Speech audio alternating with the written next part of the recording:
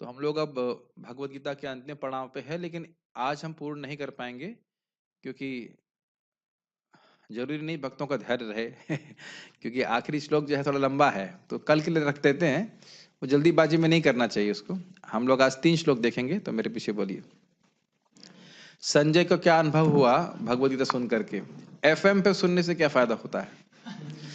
FM पे सुने थे ना तो धृतराष्ट्र के बारे में तो कुछ नहीं बता रहे हैं, लेकिन जो संजय सुने एफएम पे सुने या दूरदर्शन से सुने, जैसे कि कुछ भक्त लोग जूम पे सुन रहे हैं, तो जूम पे सुनने वालों को भी लाभ हो सकता है भगवत गीता को, उसको आप देखेंगे आज।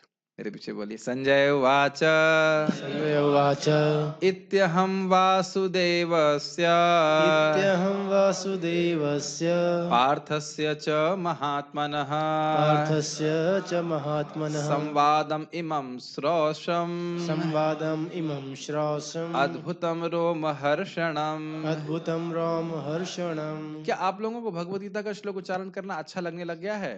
अच्छा लगता है ना, isn't it? भागवतम और सुंदर लगेगा। मतलब ऐसे तो कंपेयर नहीं कर सकते, लेकिन भागवतम को और सुंदर, इतना सुंदर सुंदर श्लोक बोले हैं। लेकिन बड़ा उत्साहित तो मैं सोच रहा था आज गीता पूरा करके कल से भागवतम शुरू कर देंगे, लेकिन कल ही परसों से या जब आगे से भगवान चाहेंगे तो शुरू करेंगे। फिर से बोलते हैं। संजय उवाच संजय उवाच इत्यहं वासुदेवस्य इत्यहं वासुदेवस्य पार्थस्य च महात्मनः पार्थस्य च महात्मनः संवादम् इमं श्रोषम् संवादम् इमं श्रासम् अद्भुतं रोमहर्षणम्। अद्भुतं रोमहर्षणम्। आवृत्ति कीजिए। संजय उवाच संजय उवाच इत्यहं वासुदेवस्य इत्यहं वासुदेवस्य पार्थस्य च महात्मनः पार्थस्य महात्मनः संवादम् इमं श्रासम् संवादमिमं श्रोषम् अद्भुतं रोमहर्षणम्। अद्भुतं रोमहर्षणम्। संजय उवाच अर्थात संजय ने बोला, इति अहम, इति इस प्रकार, अहम मतलब मैंने का अर्थ हुआ संजय ने, वासुदेवस्य भगवान वासुदेव के, पार्थस्य और पार्थस्य च और पार्थ के, महात्मना दोनों महान आत्माएं, मतलब भगवान है, परमात्मा है और भगवान के महान भक्त हैं। संवादम इमम, इस संवाद को, अश्रौषम, अश्रौषम दिख रहा है आपको? कैन यू सी अमरनाथ प्रभु? अश्रौषम, अश्रौषम मतलब सुना। कैसा लग रहा है? कह रहे हैं अद्भुतम, इट इज वंडरफुल, बहुत सुंदर है। रोम हर्षणम, और इससे मेरे रोम रोम खड़े हो रहे हैं। जैसे कभी कभी यहाँ पे हम प्रभु जी की कड़ी खा करके वहां कहते हैं अद्भुतम रोम हर्षणम है कि नहीं? क्या प्रसाद है, वाह! अच्छा, आज प्रभु जी ने बहुत सुंदर प्रसाद बनाया था सुबह, दोपहर का भी था, लेकिन ये क्या हुआ? सुबह का तो बहुत ही अच्छा था, ज्यादा ही अच्छा था। तो रोम हर्षित, मेरा रोम रोम रोम हर्षित हो गया था। एक इंटरेस्टिंग बात समझना चाहिए, अद्भुतम शब्द से समझ लेना चाहिए कि बहुत रसमय है। जहां भी आप कहीं रस का अनुभव करते हैं, वहां अद्भुत रस जरूर होता है। ये समझ में आ रहा है? जैसे मैंने बोला अभी खिचड़ी सुबह की बहुत अच्छी बनी थी, क्या कैसे पहली चीज क्या करते हैं? वाओ, वाओ बोलते हैं ना, वाओ। किसी भी रस का आधार अद्भुत रस होता है। ये बात आप लोग कैच कर पा रहे हैं? अगर आप किसी को ये भी सोचना, अरे क्या बोल रहा है, कैसे बात कर रहा है ये, वहां भी आप वंडर से प्रभावित हैं। मान लो कोई खराब बोल रहा है, तो भी आप अद्भुत रस का आधार लेकर के वो अनुभव कर रहे हैं। ये कैच कर पा रहे हैं बात को? तो अद्भुतम से मतलब संजय जी को बहुत रस मिला भगवत गीता को श्रवण करके। और रोम हर्षण जो हो रहा है वो डर के मारे नहीं हो रहा है, डर के मारे भी तो कांप जाता है व्यक्ति, लेकिन वैसा नहीं है, प्रसन्नता से उनका रोम रोम हर्षित हो रहा है। जैसे कि आप याद हो कुलशेखर महाराज जब वो राजा के रूप में थे, तो जब भगवत गीता को सुनते हैं तो पुरानी स्मृति उनको याद आ जाती है, बहुत प्रसन्न होते हैं। और यहीं आपने 10वें अध्याय में भी सुना था कि मैं आपके मुख से आपकी महिमा सुन रहा हूं। अर्जुन कहते हैं और एकदम अमृत के समान लग रहा है, मैं बहुत प्रसन्न हो रहा हूँ। तो ये भक्त लोग जब भगवत गीता भागवत सुनते हैं तो उनको बहुत प्रसन्नता होती है, भगवान की इसमें महिमा का वर्णन है। ठीक है, ओके। तो ये सुख, अद्भुतम शब्द समझ लेना चाहिए कि इनको बहुत रसमय लग रहा है, बहुत सुखमय लग रही है भगवत गीता को श्रवण करना। संजय ने कहा, इस प्रकार मैंने कृष्ण तथा अर्जुन इन दोनों महापुरुषों की वार्ता सुनी, और यह संदेश इतना अद्भुत है कि मेरे शरीर में रोमांच हो रहा है। एक और अद्भुत का बात विचार कीजिए, भगवान के धाम जाने में कोई भी तपस्या नहीं है, प्रैक्टिकली आप विचार कीजिए तो। मन मना भव मद भक्तो मदयाजी माम नमस्कुरु। क्या इसमें अद्भुत नहीं लगता आपको?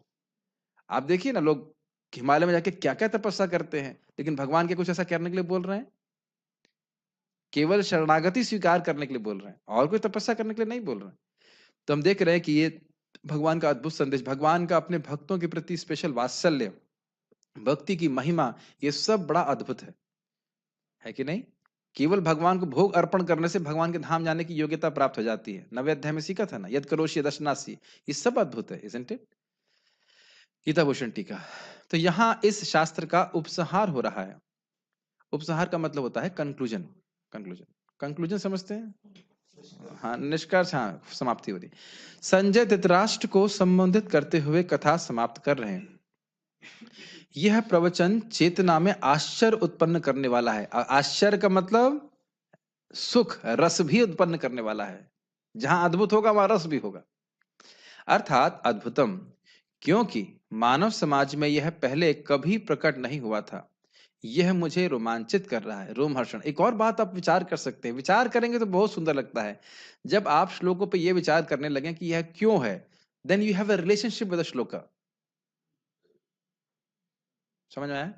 जब आप ये सोच रहे हैं कि ये श्लोक में ये बात क्यों बोली, प्रभुपाद जी तात्पर्य में बात क्यों बोलते हैं, तब आपका उस परपट से संबंध है, फिर आपको अच्छा लगता है। Does it make sense? और जब समझ में नहीं आ रहा क्यों बोल रहे हैं, क्या कह रहे हैं, तो उस पर कोई विचार हम नहीं कर पाते। जरा मनन कीजिए, रोमांचित क्यों हो रहे हैं? क्योंकि जान रहे हैं कि ये सिर्फ अर्जुन के लिए नहीं है। जितने भी जीव आप आगे जाके भगवत गीता सुनेंगे, समुद्र आपको सोच के गीता बोले थे, आप सभी सोच सकते हैं बात। भगवान जब गीता बोल रहे हैं, श्रीनाथ जी आपको भी सोच के बोल रहे थे, श्रीनाथ एक दिन सुनेगा। आपको विश्वास होता है सानू? बिल्कुल। एक एक जीव जो आज गीता सुन रहा है, भगवान को सब पता है कौन कौन गीता सुनेगा। अमरनाथ सुनेगा, सुनेगा ना? भगवान को पता था कि नहीं? 5000 भगवान बोले वेदा हम सम्मति था नहीं, सब कुछ जान रहे हैं। कौन सुनेगा, किसको गीता मिलेगी, किसके हाथ में गीता आएगी, कौन बोलेगा, उनको ये पता था कि मैं एकदम यूजलेस व्यक्ति बोलेगा ये। तो भगवान कुछ ना कुछ सब प्रकार से सब जान रहे हैं, और इस पे विचार कर सकते हैं कि कितनी रोमांचक रोमांचक रोमांचक है ना, isn't it? जितने भी जीव गीता को सुनेंगे, प्रभुपाद जी आएंगे, गीता को सब यथारूप देंगे, सब भगवान को पता था, सब सोच के भगवान बोल रहे हैं कि नहीं? तो ये सोच करके, और आगे कितने लोग भगवान के भक्त बनेंगे, इसे हम कल्पना नहीं कर सकते। तो बहुत अच्छा बात है। तात्पर्य, भगवत गीता के प्रारंभ में धृतराष्ट्र ने अपने मंत्री संजय से पूछा था, कुरुक्षेत्र के युद्ध स्थल में क्या हुआ? ये तो उस पे क्या क्या व्याख्या करें? जैसे मान लीजिए मैं 9 बजे प्रसादम हॉल में गया तो मैंने क्या किया, कोई प्रश्न बनता नहीं है। जैसे एक वक्त, चलिए वो अभी ज्यादा व्याख्या नहीं करेंगे, अब जानते हैं इसका मतलब क्या है। वो उसको ये डर था कहीं कुरुक्षेत्र की वजह से युद्ध बंद तो नहीं हो गया। ये प्रथम अध्याय में आप पढ़ चुके हो। गुरु व्यासदेव की कृपा से संजय के हृदय में सारी घटना स्फुरित हुई थी। इसको थोड़ा समझना चाहिए। This called revealed knowledge. बहुत अच्छी बात है। आपको पता होगा कि वाल्मीकि के गुरु थे नारद जी, और उन्होंने क्या बोला था? बड़ी ही सुंदर शिक्षा दी थी। वैसे वो शिक्षा हम लोग ग्रहण नहीं कर पाएंगे, लेकिन क्या बोला? तुम मरा मरा बोलते रहो जब तक मैं वापस नहीं आ जाता। तो न वो खाए न पिए न कुछ किए, बस खाली मरा मरा बोलते रहे। गुरु जी वापस ही नहीं आए, ही नहीं। मरा मरा राम राम बोलते हुए वो परफेक्ट हो गए, और इतना परफेक्ट हो गए कि वाल्मीकि जी जब जानते हैं कि भगवान श्री राम के अवतरण से पहले रामायण लिख दिए थे। और क्या कह रहे हैं कि मैं भगवान श्री राम की लीलाओं को कैसे देख रहा हूं? जैसे मेरे हाथ में रखा हुआ आंवला। इस इज कॉल्ड रिवील्ड नॉलेज। मैं फिर से रिपीट करूं, भगवान श्री राम की लीलाएं ऐसे दिख रही मुझको जैसे मेरे हाथ में रखा हुआ आंवला। जैसे आप कह लीजिए आपके हाथ में रखा हुआ मोबाइल दिख रहा है आपको, ऐसे भगवान की लीला दिख रही है उनको हृदय में। अद्भुत है ये। और इसी को हम श्रीमद् भागवतम में सुनेंगे। समाधिस्थ होकर के श्रील व्यासदेव जी ने श्रीमद् भागवतम की रचना करी। ये तो आप हम जब पढ़ा रहे थे, हाँ पढ़ा रहे थे, वैसे दोबारा से पढ़ाएंगे इस बात को। समाधि भाषा है शिला व्यासदेव जी की। नहीं तो वृतासुर कहाँ कुछ बोल रहे हैं, कैसे, कौन से स्थान में कब बोला वृतासुर ने, कौन जानता है? समाधिस्थ होकर के शिला व्यासदेव जी बोल रहे हैं। ये कोई ऑर्डिनरी ग्रंथ नहीं है, समान ग्रंथ नहीं। तो समझ में आ रहा है? तो व्यासदेव जी जो समाधि में स्थित होकर के भगवान की सारी लीलाएं देख सकते हैं, तो उनकी कृपा से संजय जी के हृदय में ये घटना स्फुरित हो जाए, इसमें कौन से आश्चर्य की बात है? ठीक है, समझ में आ रहा है? ये समझ पा रहे हैं? स्फुरना मतलब समझ पा रहे हैं? Spontaneous revolution in the heart. ये एक महान वैष्णव की कृपा से हो सकता है। इस संबंध में एक लीला श्रील प्रभुपाद जी की, जब वो बता रहे थे, मैंने पहले भी बताया है कि प्रभुपाद जी अपने रूम में जप कर रहे थे और उनकी आंखों से लगातार अश्रु गिर रहे थे। तो उनका शिष्य बाहर गया, बताया था आपको पहले, बहुत अच्छी पास टाइम है। तो बोला अमेजिंग, अमेजिंग। तो दूसरे शिष्य ने पूछा क्या हो गया? तो प्रभुपाद जी गले में अंदर बैठा हुआ था, प्रभुपाद जी जप कर रहे थे, प्रभुपाद जी रो रहे थे। और उसके बाद में प्रभुपाद ने बोला कि जो भी तुमने लीलाएं कृष्ण बुक में पढ़ी हैं और जो नहीं पढ़ी हैं, अगर तुम हरि नाम करते रहोगे वो तुम्हारे हृदय में स्फुरित हो जाएंगे। अब इसका अर्थ ये नहीं कि कृष्ण बुक आप ना पढ़िए, ये नहीं बोल रहे हैं। अच्छा अच्छा, क्योंकि इतना तो हम जब अभी कर भी नहीं कर पा रहे हैं, लेकिन हरि नाम का प्रभाव है इस प्रकार से, जैसे कि हम वाल्मीकि जी के केस में देखते हैं, ठीक है ना, लीला को स्फुरित करा देता है। इस प्रकार उसने युद्ध स्थल की विषय वस्तु कह सुनाई थी, तो उसमें कोई संदेह नहीं करना चाहिए। यह वार्ता आश्चर्यप्रद थी, क्योंकि इसके पूर्व दो महापुरुषों के बीच ऐसी महत्वपूर्ण वार्ता कभी नहीं हुई थी और न भविष्य में पुनः होगी। इसमें आपको आश्चर्य नहीं लगता कि भगवान अपने मित्र को युद्ध शुरू होने के बाद 45 मिनट 1 घंटा जो भी लगा हो, ये शास्त्र शास्त्र भी नहीं, खाली समझा दिए और वो दुनिया का सबसे बड़ा शास्त्र हो गया। कितने सारे मित्र हैं जो डिप्रेशन में जाते हैं, दूसरे मित्र उसको सांत्वना देते हैं, कौन ध्यान रखता है? कितने साइकियाट्रिस्ट बोलते हैं, कौन ध्यान रखता है? लेकिन भगवान 1 घंटा मान लीजिए मैक्सिमम, 45 मिनट बोलते हैं, 45 मिनट में वो ज्ञान दे दिए जो पूरा विश्व का सबसे बड़ा दार्शनिक ग्रंथ बन गया। तो है ना भगवान की अद्भुत असीमित बुद्धि, कहना चाहिए, ये आश्चर्यजनक है। हम लोग 1.5 साल से पढ़ रहे हैं गीता ना, भगवान ने 45 मिनट में समझा दिया। और मैं अनंत कृष्ण प्रभु से चर्चा कर रहा था कि मैंने कहा भागवत में बहुत टीका, कहते ना सबसे अधिक टीका तो भगवत गीता पे है, सबसे अधिक टीका जो है भगवत गीता पे। भागवतम पे उतने लोगों ने टीका नहीं लिखा जितना गीता पे लिखा है। हर संप्रदाय के व्यक्ति ने भगवत गीता पे टीका लिखा है। तो ये है सर्वमान्य ग्रंथ है। यह वार्ता इसलिए आश्चर्यप्रद थी क्योंकि भगवान भी अपने तथा अपनी शक्तियों के विषय में जीवात्मा अर्जुन से वर्णन कर रहे थे, जो परम भगवत भक्त था। ये बात समझ में आ रहा है? अहम सर्वस्व प्रभो, ये देखिए हम लोग को मालूम चल रहा है, लेकिन हम लोग को इसलिए समझ में आ रहा है क्योंकि हम भक्ति कर रहे हैं। नहीं तो आप देखिए, मैंने पहले ही बताया था, संस्कृत पढ़ने के बाद भी ये समझ में नहीं आता है कि भगवत कृष्ण भगवान एकदम ऐसे लाइक ऐसी स्थिति है। आप लोग दिख नहीं रहे मुझे, क्या बात है? ये स्थिति है, सामने है श्लोक, फिर भी लोग समझ नहीं पा रहे हैं। आपको इसमें कुछ आश्चर्य नहीं लगता? मुझे तो बहुत आश्चर्य लगता है कि गीता में स्पष्ट लिखा है अहम सर्वस्व प्रभु। किसी भी संस्कृत विद्वान को अगर बोलेंगे, उसका अनुवाद करने के लिए यही बोलेंगे कि मेरे से मैं ही सभी चीजों का स्रोत हूं, लेकिन लोग नहीं समझ पाते। तो भगवान का भक्त होगा तब उस बात को समझ पाएगा। तो भगवान की महान शक्तियों को सुनकर हम क्या करेंगे? भगवान के शरणागत होंगे, है कि नहीं? तो ये सब बातें जो है आश्चर्यप्रद है। यदि हम, ये भी कितना आश्चर्य है कि भगवान अपने हृदय को खोल खोल के बता रहे हैं। जैसे कि भगवान दशम अध्याय में बोले थे कि वक्षामि हित कामया, तुम्हारी हित कामना से मैं बोल रहा हूं। जैसे आप देखिए, आपको याद हो 6 अध्याय के अंत में बोले योगी नाम अपनी सर्वेशाम वाला श्लोक बोले, उसके बाद अर्जुन कुछ बोले नहीं है, कोई प्रश्न नहीं किए, और तुरंत ही भगवान शुद्ध भक्ति के बारे में बताने लगे। मैया सक्त मना पार्थ योगम युंजम मदाश्रय असंशयम समग्र माम यथा ज्ञास्यसि तशृणु। तुम किस प्रकार से मुझको पूरी तरह से जान पाओगे, तुम मुझसे सुनो। तब देखिए भगवान का उत्साह आ गया। 6 अध्याय के आखिरी श्लोक में शुद्ध भक्ति के बारे में बताया, और फिर 7वें अध्याय में तुरंत शुरू कर दिया शुद्ध भक्ति का वर्णन। कृष्ण का प्रेम नहीं दिख रहा वहां पे। वो अलग बात है कि हम थोड़ा ध्यान पूर्वक नहीं पढ़ते हैं तो हमें लगता है कुछ हाँ हो गया, बोल रहे हैं भगवान, क्या फर्क पड़ता है। लेकिन जब विचार करेंगे तो भगवान लगता है कितना सुंदर है। हम सब पढ़ चुके हैं इस बात को, आप देखिएगा कितना प्रेम है भगवान का जीवों के प्रति। ये सब हम यहाँ पे देख रहे हैं, ये भी आश्चर्यजनक है। यदि हम कृष्ण को समझने के लिए अर्जुन का अनुसरण करें तो हमारा जीवन सुखी तथा सफल हो जाए। अर्जुन का अनुसरण करने का अर्थ क्या है? जो कुछ भी बोला है आपने, क्या है श्लोक? नहीं नहीं, करिष्य वचनम तो है ही उसे। यन्माम वदसी केशव, जो कुछ भी आपने मुझसे कहा केशव, 10 अध्याय में बोल रहे हैं, तो मैं उसको सर्वम इतदृतम मन्ये यन्माम वदसी केशव, हे केशव, आपने जो कुछ भी मुझसे कहा है उसको मैं सत्य मानता हूं। ये बात समझ में आई? अगर भगवान कृष्ण कह रहे हैं कि मैं भोग स्वीकार करता हूं, मतलब एकदम स्वीकार करता, हाँ भोग स्वीकार करते हैं, कोई डाउट नहीं। क्यों डाउट नहीं है? कृष्ण बोल रहे हैं, कृष्ण भगवान है, क्यों कोई डाउट नहीं। क्यों बोल रहे हैं? कृष्ण बोल रहे हैं। इस प्रकार के भक्त की मानसिकता से समझ रहे हैं मेरी बात? और उसके बाद अंत में क्या कहा? अच्छा ठीक है, मैं मानता हूँ आपने जो कुछ कहा सो कहा, लेकिन करूँगा मैं अपने मन की। क्योंकि मेरे बाबा जी बोलते थे, सुनो सबकी, करो अपने मन की। तो तुमने सुना क्या? नहीं, भगवान की सुनेंगे और भगवान की ही करेंगे, ठीक है ना? और दूसरा बात, भगवान के शरणागत होने का यही अर्थ है, भगवान जैसा चाहते हैं वैसे हमें करना है। संजय ने इसका अनुभव किया और जैसे जैसे उसकी समझ में आता गया, उसने यह वार्ता धृतराष्ट्र से कह सुनाई। मतलब as it was revealed to him, एक एक श्लोक उनको समझ में आ रहा था, वो बोलते जा रहे थे। अब यह निष्कर्ष निकला कि जहां जहां कृष्ण तथा अर्जुन है, वहीं वहीं विजय होती है। और कृष्ण कहाँ होते हैं? जहां उनकी आज्ञा का पालन होता है, जहां लोग उनके साथ रह करके भक्ति करते हैं, ठीक है। अब वो बता रहे हैं संजय कि वो किस प्रकार से सुन पाए, स्पष्ट रूप से बोल रहे हैं। मेरे पीछे बोलिएगा, एक भक्त बोलेंगे, व्यास प्रसादात् श्रुतवान। व्यास प्रसादा श्रुतवान्। दोपहर में खाना नहीं खाएगा? खाया खाया खाया।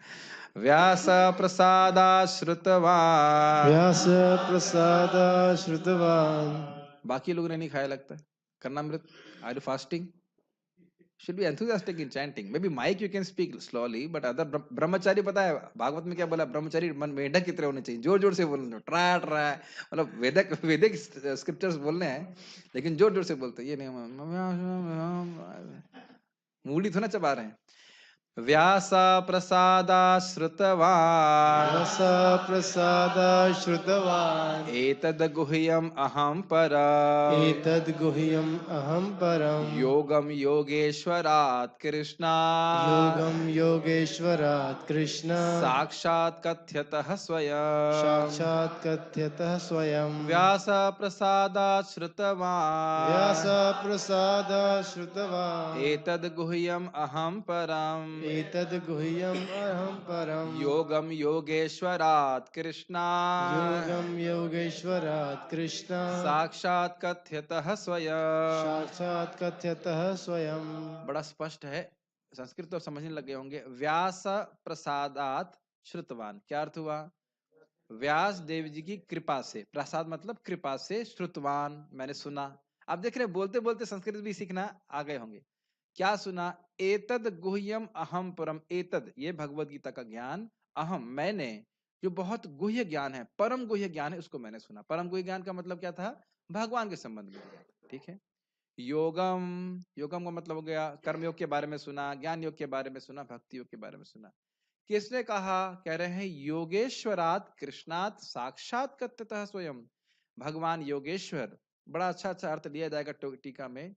एक, वो आप टीका देखेंगे तो समझ में आ जाएगा। एक तो अर्थ ही है योगेश्वर का कि सारे योगों के ईश्वर कौन है? भगवान कृष्ण। और दूसरा, योग, योग मतलब जुड़ना, और ईश्वर मतलब कंट्रोलर। तो सभी जीवों से जुड़े हुए हैं ईश्वर है, इसलिए योगेश्वर। दो अर्थ समझ में आए? कर्म योग, ज्ञान योग, या भक्ति योग, या ध्यान योग, जो कुछ भी ले लीजिए, उसके उपास्य कौन है? भगवान कृष्ण है, तो इसलिए योगेश्वर। और दूसरा, सभी जीवों से ईश्वर के रूप में वो जुड़े हुए हैं, उनसे कोई अलग नहीं है, इसलिए भी योगेश्वर कहा जा रहा है उनको।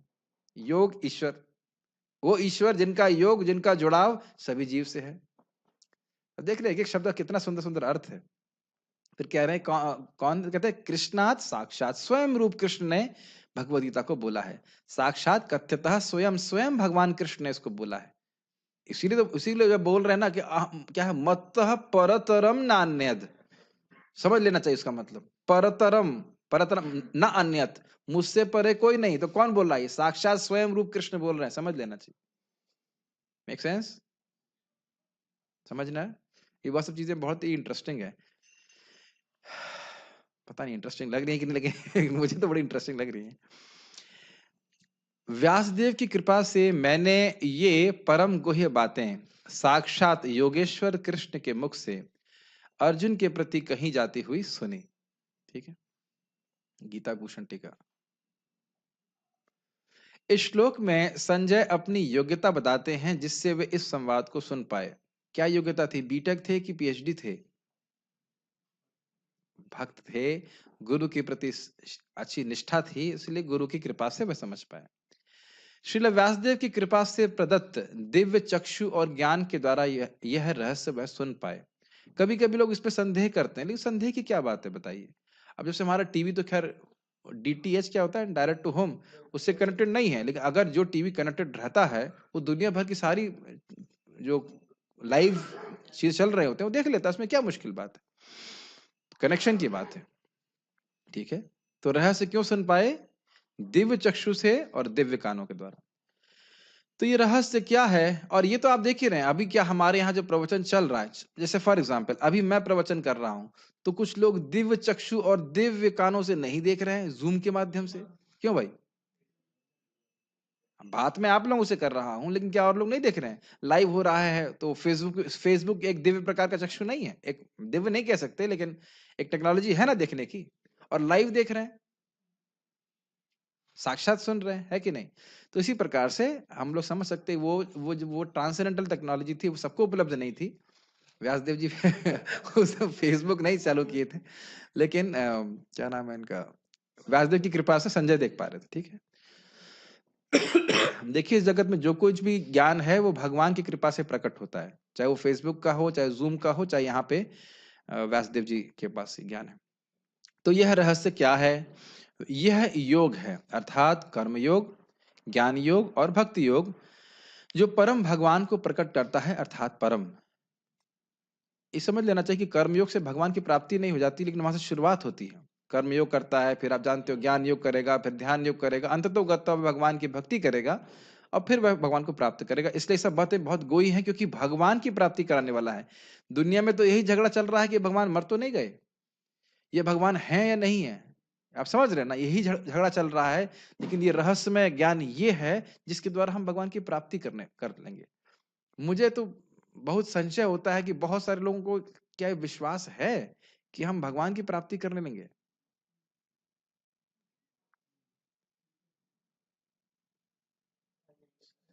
नहीं तो क्यों क्यों बताइए, आप सोचिए सोचिए भाई। लोग हमारे बीच में, प्रभु क्या नाम है आपका, आकाश प्रभु बैठे हैं, तुमको विश्वास है ना कि आईएएस होकर के सुखी हो जाएंगे?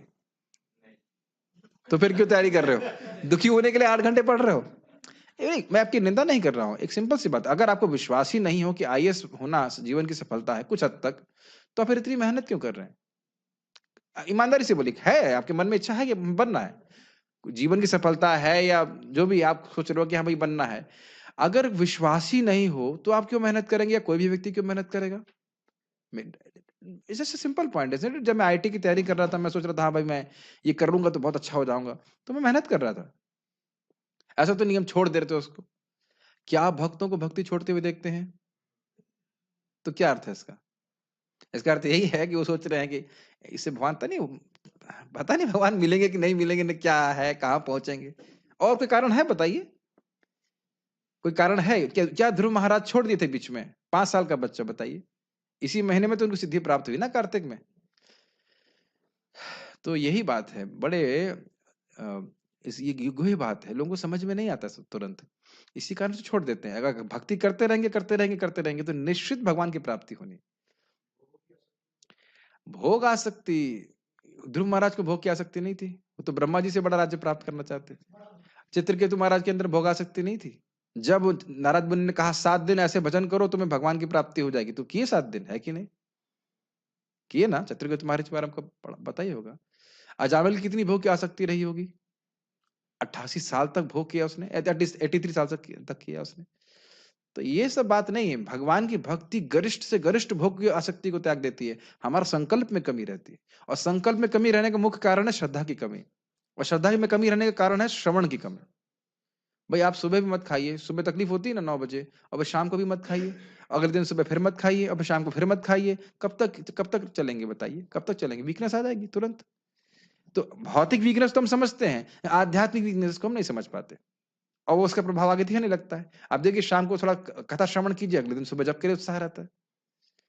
ये सब बातें हैं, बड़े विज्ञान को समझना बड़ा मुश्किल है। भगवत गीता मतलब सब मुश्किल है, मतलब पता नहीं क्यों लोगों को समझ में नहीं आता है, लेकिन भक्ति के विज्ञान को समझ लें तो भक्ति हम ठीक से करके बिल्कुल भगवान की प्राप्ति कर लेंगे। सभी रहस्य है, समझ में नहीं आता।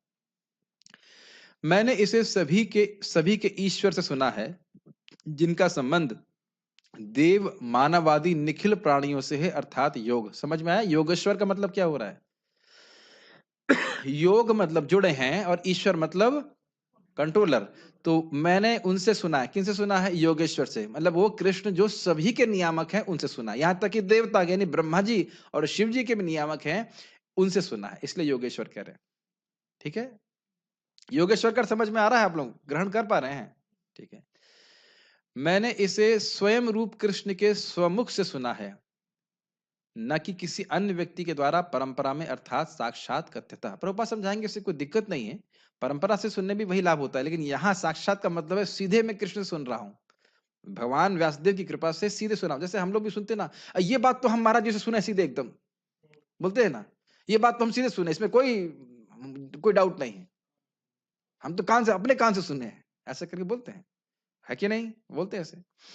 तो साक्षात कथ्यता का अर्थ हुआ कि उन्हें साक्षात दिख रहे थे। अब सोचिए क्या एक्सपीरियंस होगा, ऐसे आप पता नहीं आंख बंद करके कर रहे थे कि उनको सामने दिख रहा था, ये तो बड़ा अद्भुत है।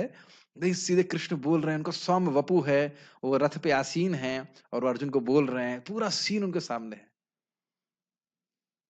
इस संबंध में अभी मैं प्रवचन सुन रहा था, परम पूज्य जनी निवास प्रभु थे, वो अपना अनुभव बता रहे थे कि उनकी एक सेवा थी कि राधा माधव को वह रोज कृष्ण भक्त पढ़ते थे रात में। तो वो बता रहे थे कि ऐसा कोई लीला पढ़ रहे थे कि कृष्ण बहुलाश्व अश्वत्थदेव को दर्शन देने के लिए जा रहे हैं और कह रहे एकदम से वो विजन मेरे सामने आ गया। अब उनको क्या अनुभव हुआ वो तो कुछ ठीक से नहीं बता रहे थे, मतलब पूरा क्लियर नहीं बताया, लेकिन द होल विजन, कह रहे बाय कृष्ण मर्सी, कृष्ण कृपा से वो पूरा वो दृष्टि मेरे सामने आ गई। शुद्ध भक्त है वो तो, कोई बात ही नहीं इसमें। कभी हमको भी इस प्रकार का कृपा मिल सकती है, कभी भी मिल सकती है। वृंदावन धाम इज फॉर दैट।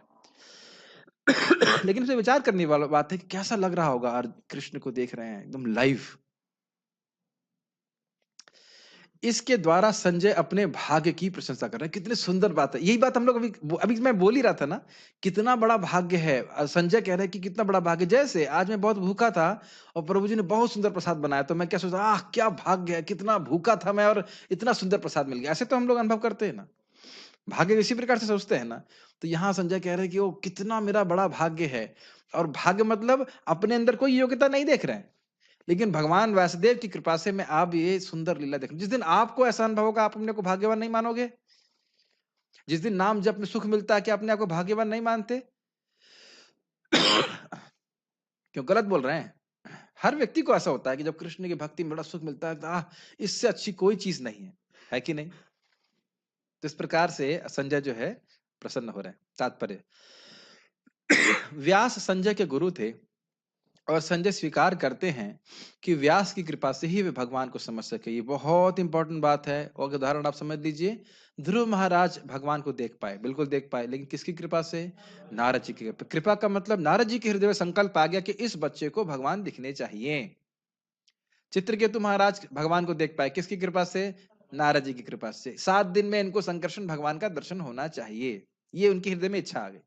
ये शुद्ध भक्तों का स्पेशल लक्षण है। प्रभुपाद जी इसी तरह से बोल रहे हैं, जो 16 माला जप करेगा, 4 नियमों का पालन करेगा, जीवन भर करेगा, निश्चित भगवत प्राप्ति होगी। भगवान के केवल एक ही कार्य है, चैतन्य चरितामृत में लिखा है कि अपने वृत्त की सेवा, अपने वृत्त की इच्छा को पूर्ण करते हैं। वृत्त समझ रहे ना? वृत्त का मतलब है सेवक, प्रिय सेवकों की इच्छा को पूर्ण करते हैं। तो इस प्रकार से हमको प्रभुपाद जी को प्रसन्न करने का प्रयास करना चाहिए। इसलिए 16 माला से 16.1 भी नहीं होना चाहिए। क्या ये अर्थ है? कभी कभी ये भी भक्त लोग प्रचार करते, प्रभुपाद ने 16 माला के लिए कहा है, 16 से एक महामंत्र भी नहीं, वाकई ऐसा लोग बोलते हैं। सुना है तो ये प्रभुपाद जी की शिक्षा नहीं। प्रभुपाद जी बोले मिनिमम 16, उससे अधिक भी कर सकते हैं, ऐसा कोई दिक्कत नहीं, लेकिन इतना करना ही। इसका अर्थ यह हुआ कि गुरु के माध्यम से ही कृपा को समझना चाहिए, प्रत्यक्ष रूप से नहीं। गुरु स्वच्छ माध्यम है। थोड़ा समझिए, ये समझ नहीं पाएंगे। अभी हमने बोला कि अरे वो कह रहे साक्षात कथ्यता, मैंने साक्षात कृष्ण से सुना, लेकिन उससे पहले क्या बोल रहे हैं? व्यासा प्रसाद श्रुतवान, भगवान व्यासदेव की कृपा से मैं कृष्ण को साक्षात समझ पाया हूं। ये बहुत जबरदस्त बात है, समझ पा रहे हैं आप? स्वयं कृष्ण को देखने का, सुनने का प्रयास करेंगे, कुछ भी समझ में नहीं आए, कुछ नहीं देख सकते, लेकिन गुरु वैष्णव की कृपा से हम देख रहे हैं तो साक्षात कृष्ण को देख पाएंगे। मेरी बात समझ में आ रही है कि नहीं? The more we are humble servant of the servant, the more we are closer to Krishna. जितना हम दासों के दास की भावना में रहेंगे, उतना ही हम कृष्ण की और करीब हो जाएंगे। समझ में आ रहा है या नहीं आ रहा है? अच्छा, एग्जाम्पल से समझाता हूँ। ये बहुत प्रसिद्ध एग्जाम्पल है। टेलीस्कोप जानते हैं आप लोग? टेलीस्कोप से बहुत दूर की वस्तु आपके बहुत पास आ जाती है। टेलीस्कोप नहीं जानते हो? अरे कुछ भी नहीं जानते, कौन से क्या सत्ययुग में पैदा हो गए? टेलीस्कोप नहीं जानते हो आप लोग? हाँ, दूरबीन। तो टेलीस्कोप से बहुत दूर की वस्तु एकदम आपको पास में नजर आती है। तो अब आप देख सकते हो, जितना दूर की वस्तु देखने की क्षमता होगी उसमें उतने ही लेंस होंगे बीच में। जो लोग थोड़ी बहुत फिजिक्स पढ़े हैं, फिजिक्स में कोई फेल हो गया तो नहीं आया है ना, समझते हैं। बीच में जितने जितने लेंस होंगे, तो जितने जितने लेंस होंगे उतने ही वो और दूर की वस्तु आपके और पास आ जाएगी। जो जितना हम दासों के दास की भावना में रहेंगे, उतना ही कृष्ण को और प्रसन्न कर सकेंगे। इसीलिए महाप्रभु दासानुदासो बोलते हैं। कुलशेखर महाराज बोल रहे हैं दासानुदासो, और हरिदास वृतासुर भी बोल रहे हैं दासानुदासो भवितास्मि भूय। समझ रहे हैं ना मेरी बात? नहीं समझ रही? डायरेक्ट भगवान कृष्ण को देखना ये बिल्कुल तरीका सही नहीं है। भगवान स्वयं बोल रहे हैं, जो व्यक्ति कहता है वो मेरा दास है, वो मेरा दास नहीं है। जो मेरे दासों का, मेरे भक्तों का भक्त है, वह मेरा भक्त है। तो हम लोग का भी कर्तव्य ये है कि पहले हम गुरु जी को प्रसन्न करें, प्रभुपाद जी को प्रसन्न करें। कृष्ण अपने आप प्रसन्न हो जाएंगे। कृष्ण की प्रसन्नता के बारे में चिंता नहीं करना चाहिए। चिंता मतलब अपने आप ही प्रसन्न होंगे। आप प्रभुपाद जी को प्रसन्न करें, कृष्ण को, गुरु महाराज को प्रसन्न करें, वैष्णव को प्रसन्न करें। और वो कोई अलग तरह से प्रसन्न नहीं होते, वही कृष्ण की सेवा करने से प्रसन्न होते हैं। समझ में तो आ रहा होगा, यही परफेक्शन है जीवन का। गुरु स्वच्छ माध्यम है, यद्यपि अनुभव फिर भी प्रत्यक्ष ही होता है। इस समझने का प्रयास कीजिए। वो लेंस जो है वो दूर की वस्तु और आपके बीच में है भी और नहीं भी। उसी दूरबीन का उदाहरण पर विचार कीजिए। जो लेंस है वो है तो बीच में, लेकिन उस दृश्य के बीच में नहीं आ रहा है। मैं फिर से रिपीट कर रहा हूं, दूरबीन के जो लेंस हैं वो हैं तो आपके और उस दृश्य के बीच में, लेकिन उस दृश्य के बीच में नहीं आ रहे हैं। वो दृश्य में कुछ परिवर्तन नहीं कर रहे, यथावत प्रस्तुत कर, बल्कि और क्लियर कर रहे हैं। जो कुछ नहीं डिटेल में दिखाई पड़ता वो और क्लियर हो जाता है। इसीलिए देखिए, श्रीधर स्वामी टीका करते हैं इतनी सी, और उसको एक्सपैंड कर देते हैं आचार्य, उसको और एक्सपैंड करते हैं श्रील प्रभुपाद। जो हमारी दृष्टि देखने की नहीं है, हम समझ नहीं पाते, उसको और भक्त लोग खोल खोल के समझाते थे। जैसे रुई समझते हैं? रुई आपने देखा? रुई एकदम ऐसे कॉटन था समझ गया। रुई एकदम दब जाती है, तो उसको धुनते हैं, तो धुन करके उसे कहते हैं फ्लफिंग ऑफ द कॉटन। वो फूल जाती है, वही रुई है, लेकिन थोड़ा फूली फूली रहती है, हल्की हो जाती है। तो उसी प्रकार से जो जो गुह्य बात होती है उसको हम नहीं समझ पाते, तो आचार्यगण उसको समझा समझा के बता देता है। ये मतलब जैसे कि आप देख रहे हैं प्रभुपाद समझा रहे हैं इस बात। ठीक है, ये लाइन बहुत सुंदर है। गुरु परंपरा का यही रहस्य। क्या रहस्य है? कि हम भले ही गुरु से सुन रहे हैं, लेकिन अनुभव वही है कि कृष्ण से साक्षात सुनने का, वही ज्ञान प्राप्त हो रहा है। ये भगवान ने बोला था ना, एवं परंपरा प्राप्तम। यस, जब गुरु प्रामाणिक हो तो भगवत गीता का प्रत्यक्ष श्रवण किया जा सकता है, जैसा अर्जुन ने किया। संसार भर में अनेक योगी हैं, लेकिन कृष्ण योगेश्वर हैं, सारे योगों के ईश्वर हैं। सारे योगों के ईश्वर हैं मतलब सारे योग उन्हीं को प्राप्त करने के लिए हैं, और उनका फल भी वही देने वाले हैं। यस, उन्होंने भगवत गीता में स्पष्ट आदेश दिया है, मेरी शरण में आओ। जो ऐसा करता है वह सर्वोच्च योगी है। छठे अध्याय के अंतिम श्लोक में ही इसकी पुष्टि हुई है। योगी नाम अपि सर्वेशम मदगते न अंतरात्मना श्रद्धावान भजते यो माम समय युक्त तमु मतः। सभी योगियों में वो जो हृदय में हमें बड़ी श्रद्धा से मेरी शरण लेता है, मेरी सेवा करता है, ऐसा व्यक्ति सारी योगियों में सर्वश्रेष्ठ है। भगवान योगेश्वर है, इसलिए अपना निर्णय दे रहे हैं। नारद कृष्ण के शिष्य हैं और व्यास के गुरु, अतएव व्यास अर्जुन के ही समान प्रामाणिक हैं, क्योंकि वे गुरु परंपरा में आते हैं और संजय व्यासदेव के शिष्य हैं। समझ में आ रहा है? एक और बात समझ लेना चाहिए कि एक होती है राजर्षि परंपरा और एक होती है ब्रह्मर्षि परंपरा।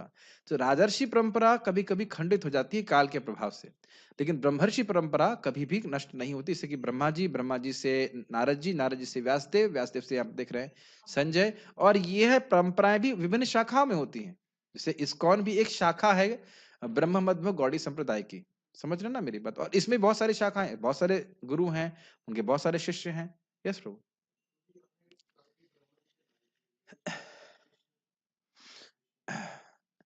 नारद कृष्ण के शिष्य हैं तो किसके अनुगत्य में? ब्रह्मा जी के अनुगत्य में ना। कृष्ण से मिला ज्ञान ब्रह्मा जी को, और ब्रह्मा जी से नारद जी। तो वो कृष्ण के शिष्य हैं, इसमें कोई दिक्कत नहीं है। जैसे आप किसके शिष्य हैं?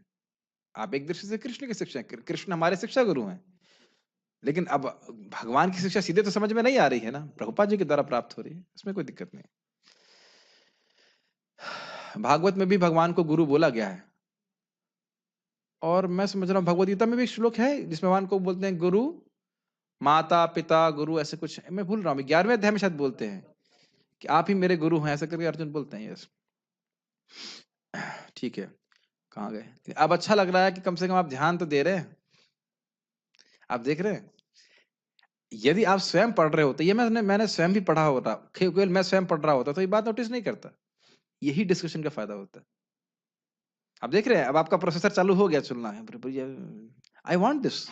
बहुत ध्यान पूर्वक सुनना चाहिए क्या बोल रहे हैं, कहीं कोई गलती गलती अगर या गलती का आभास लग रहा है तो क्लैरिफिकेशन कर लेना चाहिए। Very good. कहाँ थे हम लोग? अतएव हम पढ़ गए, हाँ। अतएव व्यास की कृपा से संजय की इंद्रियां विमल हो सकी और वे कृष्ण का साक्षात दर्शन कर सके तथा उनकी वार्ता सुन सके। बहुत सुंदर बात है, बहुत सुंदर बात है। भगवान कृष्ण प्राप्य नहीं है, प्राप्य नहीं है, प्राप्त हैं। भगवान कृष्ण हर जगह हैं, लेकिन जब हृदय शुद्ध होता है, चेतो दर्पण मार्जनम, तब जीवन को देख पाता है। जैसे आप जानते हो मोतियाबिंद, आंखों में, दोनों आंखों में मोतियाबिंद हो जाए तो सारी वस्तु होते हुए भी कुछ नहीं दिखाई पड़ेगा। तो यहाँ पे देखें, हम देख रहे हैं कि व्यासदेव जी की कृपा से उनके हृदय का अंधकार नष्ट हुआ। किनका? संजय जी का। इस कारण से हृदय में वो सारी लीलाओं को देख पाए और बोल सके। धृतराष्ट्र को क्या लगा? बड़ा मुश्किल है। वैसे नहीं समझ में आता कि उनका ज्ञान नष्ट हुआ, क्योंकि बाद में विदुर जी को फिर से आना पड़ा था उनको थोड़ा सा डांटने के लिए। जो व्यक्ति कृष्ण का प्रत्यक्ष दर्शन करता है वह इस गुह्य ज्ञान को समझ सकता है। एक बात और अब याद आ रही है कि चैतन्य महाप्रभु एक रंगनाथ जी के टेम्पल में एक भक्त को मिले थे ना, ब्राह्मण को। और वो गीता पढ़ता था, और गीता ठीक से पढ़ नहीं पाता था, लेकिन रोता रहता था। तो महाप्रभु पूछे, अरे तुम क्यों रो रहे हो? तुम्हारा बाकी लोग मजाक बना रहे हैं इसलिए रो रहे हो? कहते नहीं नहीं, वो बात नहीं है। मेरे गुरु महाराज ने बोला है कि रोज पूरा अध्याय पढ़ने, 18वां अध्याय में पढ़ रहा हूँ, मेरे से गलती होती है, वो कोई बड़ी बात नहीं, क्योंकि मैं अज्ञ हूँ, पढ़ा लिखा नहीं हूँ। लेकिन जैसे ही मैं भगवत गीता उठाता हूँ तो मेरे सामने एक दृश्य आ जाता है। दृश्य मतलब ये एक विजन है। दृश्य कोई सामान ऐसा नहीं कि सोच रहा है कि कृष्ण बैठे हुए हैं और अर्जुन रथ पे हैं, और मैं सोच सोच करके बहुत रोमांचित हो जाता हूँ। मेरी आंखों से अश्रु आने लगते हैं कि कृष्ण जो सभी के सारे ब्रह्मांडों के नायक हैं, वह भी अपने मित्र के लिए उसका रथ हाँकने के लिए तैयार है। भक्त वात्सल्य देख करके मैं रोमांचित हो रहा हूँ। तो महाप्रभु कहते हैं तुम्हारा ही गीता का अधिकार है। तो वहां पर भी देख लीजिए, वह ठीक से कर नहीं पा रहा है, लेकिन गुरु को प्रसन्न करने के लिए अपना यथाशक्ति प्रयास कर रहा है। तो महाप्रभु और कृष्ण की कृपा से वह गीता के सार को समझ पा रहा है। तो वही चीज हम यहाँ पे अब आप देख रहे हैं कि शिला संजय जी देख पा रहे हैं इस प्रकार से। यदि वह गुरु परंपरा में नहीं होता तो वह कृष्ण की वार्ता नहीं सुन सकता। अतएव उसका ज्ञान सदैव अधूरा ही रहता है, विशेषता जहां तक भगवत गीता समझने का प्रश्न है। ये बहुत इंपॉर्टेंट बात है। कोई भी व्यक्ति अगर भगवत गीता, श्रीमद् भागवतम जैसे ग्रंथों पे या वेद की किसी भी बात पे अपने मन से समझने का प्रयास करेगा, वो हमेशा भ्रमित होगा। मैं फिर से रिपीट कर रहा हूं इस बात को। किसी से भी या हम स्वयं भी कहें कि भाई ये विचार हमारा है भगवत गीता पे, हम बिल्कुल गलत करेंगे। एक सिंपल सा प्रश्न की जैसे आपने किया था, कर्म अकर्म विकर्म क्या है, तो मैंने दो उत्तर बताए थे, याद है ना आपको? और वो दोनों दोनों उत्तर ठीक है, दोनों ही उत्तर सही है। क्यों सही है? आचार्यों के द्वारा दिए गए। जो मुक्त हैं, जो गुणों के ऊपर हैं, वो देख पाते हैं। जो लोग बादल के नीचे हैं वो क्या देखेंगे? सूर्य। तो कभी भी ऐसे व्यक्ति से उसकी जो कहे कि may be it is like this, खत्म, उसकी बात नहीं सुननी।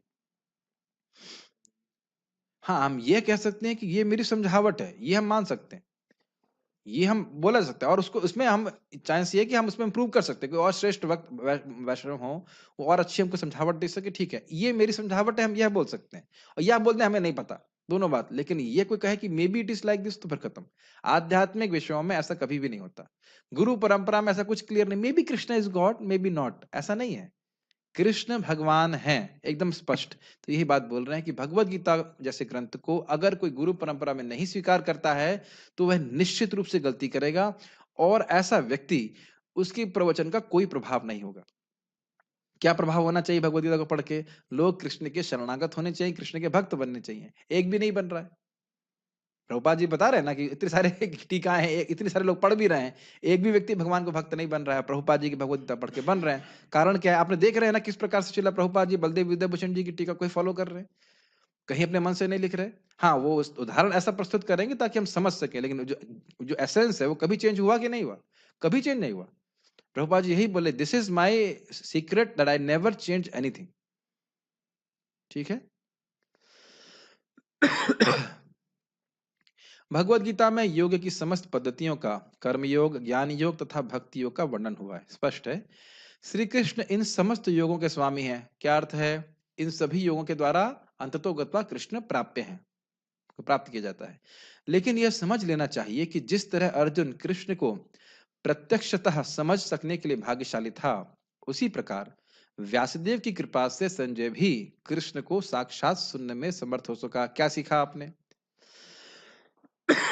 यानी कि क्या सीखा देख लीजिए। प्रभुपाद बता रहे हैं, वस्तुतः कृष्ण से प्रत्यक्षतः सुनने एवं व्यास जैसे गुरु के माध्यम से प्रत्यक्ष सुनने में कोई अंतर नहीं है। अच्छा चलिए अभी आगे पढ़ लेते हैं। गुरु भी व्यासदेव का प्रतिनिधि होता है। अतः वैदिक पद्धति के अनुसार अपने गुरु के जन्मदिन पर शिष्यगण व्यास पूजा नामक उत्सव रचाते हैं। कुछ कुछ पॉइंट समझिए। पहला चीज, अरे अर्जुन तो कृष्ण से सुन रहा था, लेकिन संजय तो व्यासदेव जी से सुन रहे थे या उनके माध्यम से सुन रहे थे, कुछ गड़बड़ हो गई ना? वहां भी कोई गड़बड़ नहीं है। और फिर कहे नहीं नहीं, व्यासदेव से संजय सुन रहे थे, मेरे गुरु जी व्यासदेव नहीं है। ये भी गलत है। जिस प्रकार से व्यासदेव पूरे सर्व समर्थ हैं, इसी प्रकार से प्रमाणिक गुरु जब परंपरा में ज्ञान स्वीकार करते हैं और वह उसको देते हैं शिष्य को, तो अगर शिष्य विनीत भाव से सुन रहा है, आदर भाव से सुन रहा है, तो उसको वही फल प्राप्त होगा जो कृष्ण से सुनने से प्राप्त हुआ। यह आशीर्वाद व्यासदेव की कृपा से संजय को सुनकर के प्राप्त हुआ। समझ में आ रहा है या मैं खाली प्राण खर्च कर रहा हूं? प्राण खर्च कर रहे हैं आप। करते रहिए करते रहिए, समझ में आ रहा होगा। ठीक है। इसका इसका सोचिए कितना बड़ा लाभ है हमारे लिए। और इसी कारण से जब हम इस प्रकार से रिपीटेडली, हाउ टू से, रिपीट करते हैं जो पूर्व पर आचार्यों ने बताया गया है, हम व्यक्ति पे वही कृपा कर सकते हैं या कर रहे हैं जो उसको वो प्राप्त होती है अगर वह कृष्ण से डायरेक्ट सुनता। तो इसीलिए भक्तों को बहुत मनोयोग से इस ज्ञान को धारण करना चाहिए और नहीं समझ में आए उसे डिस्कस कर लेना चाहिए, ताकि हम लोगों को यथावत इस ज्ञान को प्रस्तुत कर सकें। ये सबसे बड़ी कृपा है। भागवत में हम पढ़ेंगे इसी को, किस प्रकार से जीव जंगल में फंसा हुआ है, इस भोग के जंगल में, और केवल दुख प्राप्त कर रहा है। तो अगर मान लीजिए एक ही रास्ता है बाहर निकलने का, मान लो श्रीनाथ जी प्रभु बोलते हैं इधर जाओ, सही आपने गुरु जी सुना कि ये रास्ता है, तो आपने बताया ये इधर जाओ जो सही रास्ता है बाहर से निकलने का, तो उसमें कुछ गलती है? एक ही रास्ता है बाहर निकलने का इस जगत से, वो है भक्ति। तो गुरु महाराज क्या बोलते हैं? गुरु महाराज क्या बोलते हैं? भक्ति है ना। प्रभुपाद जी क्या बोलते हैं? भक्ति है। प्रभुपाद के गुरु महाराज क्या बोलते हैं? भक्ति है। और भगवान क्या बोल रहे हैं? भक्ति है। तो हर व्यक्ति वही बोल रहा है ना, कोई गलत तो नहीं बोल रहा है। इस पे एक व्यक्ति मुझे बोला, एक कंप्लेन सा कर रहा था, ये आप क्या इस्कॉन में सब लोग एक ही बात क्यों बोलते हैं? हमने कहा एक ही बात बोलते हैं और एक ही काम ही करते हैं। मंगल आरती उसी टाइम होती है, जपा भी वही होता है, उसके बाद भागवतम क्लास, गुरु पूजा, सब एक ही जगह ऐसा होता है। और अमेजिंग बात है ना, मान लो करुणा में प्रभु बोले, प्रभु जी भगवान कौन है? मुझे लगता है कि शिव जी भगवान है। राहुल प्रभु भगवान कौन है? मैं न्यू डिवोटी, कृष्ण भगवान। प्रेम कृष्ण प्रभु भगवान कौन है? नारायण भगवान है। सचिन प्रभु भगवान कौन है? मैं तो गणेश जी के बारे में सोच रहा था। तो अगर ऐसा व्यक्ति हर कोई बोलेगा तो किसी की श्रद्धा स्थिर कैसे होगी? कृष्णस्तु भगवान स्वयं। सारे भक्त लोग एक ही बात बोलेंगे। किसी को सुबह उठाओ मंगल आरती के लिए, बोलो भगवान कौन है? कृष्ण। मंगल आरती जाओगे? नहीं। वो हो सकता है, लेकिन सिद्धांत में कोई गड़बड़ नहीं होगी। ठीक है। हाँ, एक और बात महाराज बहुत कटाक्ष करते हैं कि तथाकथित लोग जो एक प्रमाणिक गुरु को स्वीकार नहीं करते, तो गुरु जी बैठे हैं व्यास आसन पे, लेकिन जो व्यासदेव बोल रहे हैं उसके बिल्कुल विपरीत बोल रहे हैं। वो व्यासदेव क्या कर रहे हैं? सत्यम परम धीमहि, मैं उन भगवान कृष्ण का ध्यान कर रहा हूं जो परम सत्य है, और ये कहते हैं नहीं तुम निराकार ब्रह्म का ध्यान करो। तो ये ऐसे गुरुओं के हमें शरण में नहीं जाना होता है। ठीक है, ठीक है, घबराइए मत। आज हम पूरा नहीं करेंगे, केवल 76 और 77 तक करेंगे। उसी में तो घबरा रहे हैं प्रभु जी। राजन् संस्मृत्य संस्मृत्य राजन् संस्मृत्य संस्मृत्य संवादम् इममद्भुतम्। संवादम् इममद्भुतम्। और स्लो बोली ताकि मेरे कान में भी ना पहुंचे।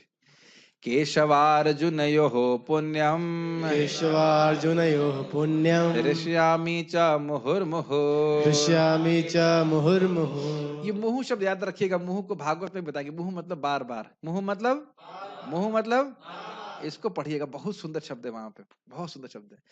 यही अर्थ यहाँ पे भी आ रहा है। राजन संस्मृत्य संस्मृत। हे राजन, राजन यहाँ कौन है? कौन बोल रहा है सब श्लोक? संजय। द राजन है धृतराष्ट्र। राजन संस्मृत्य संस्मृत्य संस्मृत्य संस्मृत्य मतलब स्मरण करके हे राजन, संवादम इमम अद्भुतम, फिर बोल रहे हैं अद्भुत संवाद।